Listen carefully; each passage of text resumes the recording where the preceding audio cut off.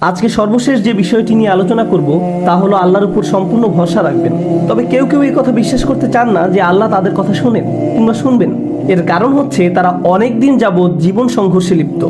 এক সময় তাদের ধারণা হয়ে যায় আল্লাহ তাদের কথা শুনছেন না, তাদের চিন্তা করেন না, তাই তারা আল্লাহর কাছে দোয়া করছেন না, অনীহা প্রকাশ করছেন। প্রথমত এই কথা মনের ভিতরে গেঁথে ফেলুন যে আপনি আল্লাহর কাছে সবচেয়ে বড় পুরস্কার পাবেন। জানেন কি পুরস্কারটি কি? ক্ষমা। এই পুরস্কারের মর্ম বুঝেন বা না বুঝেন, আল্লাহর কাছ থেকে ক্ষমা পাওয়া অনেক বড় পুরস্কার। আল্লাহ যদি আপনাকে কিছু দেওয়ার ওয়াদা করেন তাহলে সেটি অনেক বড় পাওয়া। ধরুন আমার সন্তানদের মধ্যে একজন সন্তানের কোনো একটি কাজের জন্য আমি অত্যন্ত নারাজ হয়েছি। সে যে কাজটি করেছে তা ভুল কাজ। আমি রেগে গিয়ে তাকে বকাঝকা করতে লাগলাম, এই কাজটি তোমার করা উচিত হয়নি, তুমি এভাবে বলতে পারো না, আমার বিশ্বাস হচ্ছে না তুমি এই কাজটি করছো, ইত্যাদি ইত্যাদি।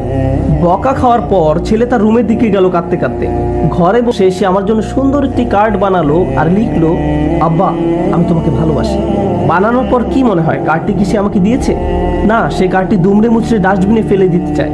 এ সময় তার আরেক ভাই দেখে ফেলে আর তাকে জিজ্ঞাসা করে, কার্ডটি তুমি আব্বাকে দাওনি কেন, ফেলে দিচ্ছ কেন? তখন সে উত্তর দেয়, আব্বা আমার উপর এত রাগ করে আছেন যে তিনি খুশি হবেন না কার্ডটি দেখে, তিনি আমাকে আর ভালোবাসেন না। আমি যদি তার এই অনুভূতি সম্পর্কে জানতাম তাহলে কি করতাম? রাগান্বিত হয়ে বলতাম যে হ্যাঁ তুমি কার্ড ফেলে দাও, ভালো করেছো? না, আমি চোখের পানি ছেড়ে দিয়ে বলবো, তুমি এই কথা কেন মনে আনলে যে আমি তোমাকে ভালোবাসি না?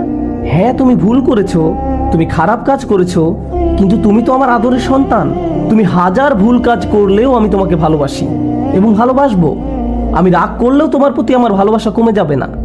ডাস্টবিন থেকে কার্ডটি নিয়ে সযত্নে রেখে দিব, কারণ আমি আমার সন্তানকে ভালোবাসি যদিও তারা ভুল কাজ করে থাকে আর আমাকে রাগান্বিত করে। এই হচ্ছে আমার আর আমার সন্তানের মধ্যে সম্পর্ক।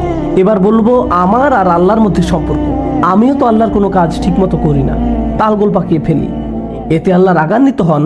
কিন্তু তিনি কখনো আমাকে বকাঝকা করেননি, আমাকে আকস্মিক বজ্রপাত দিয়ে শাস্তি দেননি, তিনি তো আমাকে দোজখের আগুনে ছুঁড়ে ফেলে দেননি, আমার হার্টবিট বন্ধ করে দেননি।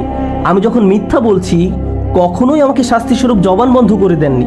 আমি যখন হাত দিয়ে হারাম কিছু খেয়েছি আল্লাহ আমার হাত অচল করে দেননি। আমি যখন চোখ দিয়ে হারাম কিছু দেখছি আল্লাহ আমাকে অন্ধ করে দেননি।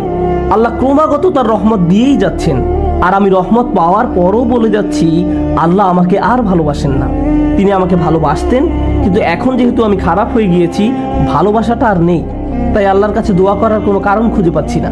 মনে রাখবেন আল্লাহর মতো কেউ আপনাকে ভালোবাসবে না। আপনার সন্তানের প্রতি ভালোবাসার অংশ, সন্তান আর বাবা মার প্রতি ভালোবাসার অংশ হলো আল্লাহ প্রদত্ত ভালোবাসার কিঞ্চিত অংশ, যা আমাদের হৃদয়ে আল্লাহ ভরে দিয়েছেন। আপনি কাউকে ভালোবাসা প্রদর্শন করতে পারেন না, আপনার সন্তানের প্রতি ভালোবাসার বহিঃপ্রকাশ আল্লাহর কারণেই হয়েছে। এটি আল্লাহর পুরস্কার। চিন্তা করুন, যদি আল্লাহর দুইটি সৃষ্টির মধ্যে ভালোবাসার পরিমাণের ব্যাপকতা এত অল্পের মধ্যেও এত বেশি হয়, তাহলে আল্লাহর ভালোবাসার ব্যাপকতা কত বড় আর কত গভীর। এই ব্যাপারে কারো মন্তব্য শুনবেন না। যারা এটা দৃঢ় বিশ্বাস করে আল্লাহ আর তাকে ভালোবাসেন না, এক্ষেত্রে ইন্ধনদাতা হচ্ছে শয়তান। শয়তান এই কথাটি বিশ্বাস করে। শয়তান আল্লাহর কাছে ক্ষমা চায় না, কারণ সে তার শাস্তি মাথা পেতে নিয়েছে। আপনি যদি আপনার জন্য মেনে নেন তাহলে আপনি কার পদাঙ্ক অনুসরণ করছেন সেটা একবার চিন্তা করে দেখুন। আদম আলাইহিস সালাম জান্নাতে ছিলেন, জান্নাতের মতো আরামদায়ক স্থান আর কি কোথাও আছে? তিনি যখন ভুল করে ফেললেন আল্লাহ তাকে শাস্তিস্বরূপ পৃথিবীতে পাঠিয়ে দিলেন। তিনি যদি বিশ্বাস করতেন যে আমাকে এত বড় শাস্তি দেওয়া হলো, আল্লাহ আমার উপর এত নারাজ যে পৃথিবীতেই পাঠিয়ে দিয়েছেন, আমি আল্লাহর সাথে আর কোন মুখে কথা বলবো? আমি তো আল্লাহকে অনেক নিরাশ করেছি। কিন্তু না, আল্লাহ তাকে তার বিশ্বাস দৃঢ় করার জন্য একটি খাস দোয়া শিখিয়ে দিয়েছেন, রব্বানা যালামনা আনফুসানা ওয়া ইল্লাম তাগফির লানা ওয়া তারহামনা লানাকুনান্না মিনাল খাসিরিন। হে আমাদের রব, আমরা নিজেদের উপর অন্যায় করেছি, আর যদি আপনি আমাদের ক্ষমা না করেন এবং আমাদেরকে দয়া না করেন তবে অবশ্যই আমরা ক্ষতিগ্রস্তদের অন্তর্ভুক্ত হব। আপনার অবস্থা যে কোনো সময় পরিবর্তন হতে পারে। আপনি অতি উত্তম অবস্থা হতে খারাপ অবস্থানে আসতে পারেন। জান্নাত আর দুনিয়ার সাথে কি কোনো দিক থেকে তুলনা করা সম্ভব?